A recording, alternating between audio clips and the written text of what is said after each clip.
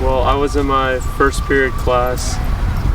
We were taking notes when all of a sudden we have two students from our corps, the student corps. They run inside yelling to our teacher, there's a shooter, and then almost immediately all the students, we get under the desk, our teacher turns off the lights, locks the doors, and we hide for the time being.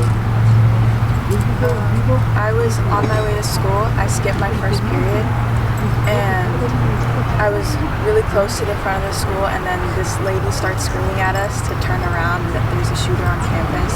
I immediately called all my friends and my mom and everyone to make sure everyone was okay. I was about to leave for school, and my mom just comes running out of her room, and she's screaming, and she's like, there's a shooter at the school. And I just immediately start shaking. I get really scared, and I call all my friends. I call my brother. I'm worried. I don't know what's going on. I mean, I don't know. I missed it because I didn't finish my homework, and I never missed my first period. I've never done this before, and I don't know. I just skipped it because I didn't finish my work. We've done lockdown drills probably at least once a year. So I felt like that actually helped us because after our class, after we heard about what was going on, we were prepared because all the students, they immediately hid. The teacher immediately turned off the lights, locked the doors. So we seemed prepared, and it helped us. So. We felt like it wouldn't happen. Yeah, I never guessed. We would have never. It felt we did our best to take it seriously, but we never thought it would actually happen. Yeah. Well, I definitely feel a lot more appreciation for my friends, family, and just any kids in general that I know at my school, even though I just see them maybe once a day or something.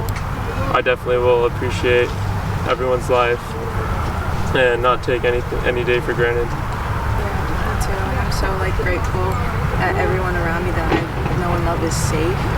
And I texted all of my friends and family, and I just told them how grateful I am for them, and I just spent as much time as I can with them.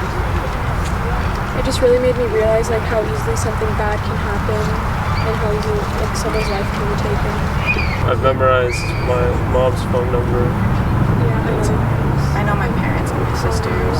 Yeah, I know my sister's phone number too. So make sure I can call them in bad situations. We memorize them for not just in situations like this, but other ones too. I think going to school on Monday, everyone's going to be really quiet and just grieving and mourning. Yeah, I think it's gonna be a real easy day where it's just kids consoling each other, seeing their friends, and just being there for each other. Yeah. Yeah. It was such a relief because they got there so quickly in a matter of what was it, 2 minutes after the call? No, I heard that there was this one off-duty officer. He got onto the campus within a minute after because he happened to be leaving the school. So he got on, and within a couple minutes after my class or our school went on lockdown, my friend was saying that there's already police officers all over the campus looking for the guy and trying to keep us safe. So yeah, definitely hope. One of the girls who died, she was the sister of someone I played soccer with last year in Saugus. I've just seen the boy who died and the girl who died on campus around, but I didn't know them personally. Yeah, I didn't know any of the victims personally, but I've seen them on campus. Yeah, I texted him yesterday morning, a few hours after.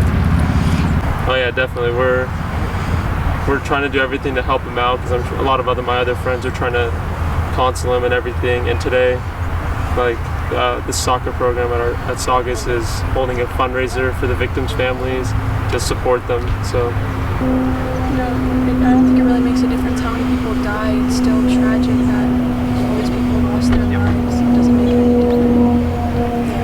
I mean, I'm still grateful that more people definitely didn't die, but it's still horrible that 2 lives were lost, especially so young. So. I feel more motivated to just be nicer to everyone around me and make sure everyone around me is okay.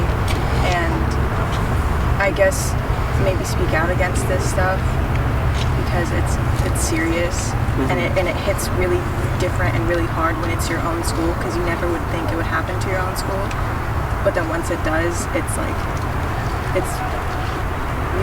I really need to change, honestly. Yeah, I was texting my friend yesterday. He was saying, after this, I'm getting really serious about wanting to like start a club on campus where you would just walk around to see if anyone's like lonely or not feeling well, and just try to talk to them, get them to make them feel better, so no one's like really depressed or whatever. Try to help them out. Definitely, I think if every student at schools were to counsel other kids who seem lonely or sad, it would definitely make a difference in their day, and it could definitely prevent something horrible happening in the future. So I feel like every school nationwide should be doing something to help these kids out. Like, you don't know what goes on behind closed doors in other people's homes, whether they have a gun in their house or not. Like, I'm pretty sure now people could get a hold of a gun pretty easily, even if it wasn't in your own home. So I think if you just treat everyone with like caution and care and kindness, and make sure that they realize that they have a friend or someone they can talk to, you can prevent it with anyone. The shooter, he actually happened to be a student in my first period class, and he didn't show up that day yesterday, but I've seen him a lot. He was rather quiet, but he seemed smart, and he was like nice to people. I know my friend used to be friends with him, and he always talked about how nice of a guy he was. And I seen him working with my friend in class. They were like partners, lab partners, and they seemed to work really well with each other. So it was just really unexpected that he could do something like this. There should be more regulations on guns. I think that's for sure. Background checks, make sure people are mentally stable to have a gun, or just more safety laws on there, because I don't know how many students or people are going to have to die just because of guns, you know? And it's so sad to like have your school be put on that already too long list of like schools that have mass shootings, and it's just scary. And so they should really start regulating those laws. And also, I think it also comes down to like responsibility at home, because this kid, he was able to get a gun from his house and bring it to school, and I feel like he should have not gotten his hands on it in the first place. So I think it comes down to like parental responsibility to make sure that they don't end up in kids' hands, because they might not always make the best decisions.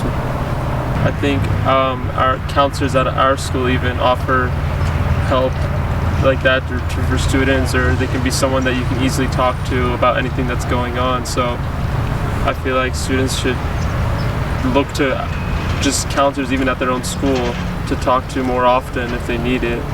So yeah, it's up to the person who's not feeling well about themselves to like seek help and know that they're not alone, and there's always going to be, no matter who it is, it could be like going to church or talking to a school counselor or going to a therapist or anyone for help. They just need to know that they're not alone. Definitely talk to them, ask them directly, or talk to their parents and tell them, I've been seeing these signs. You should probably like talk to them or check up with them, make sure everything's okay. Yeah, that's pretty much what I would do. Do whatever I can to help them feel better.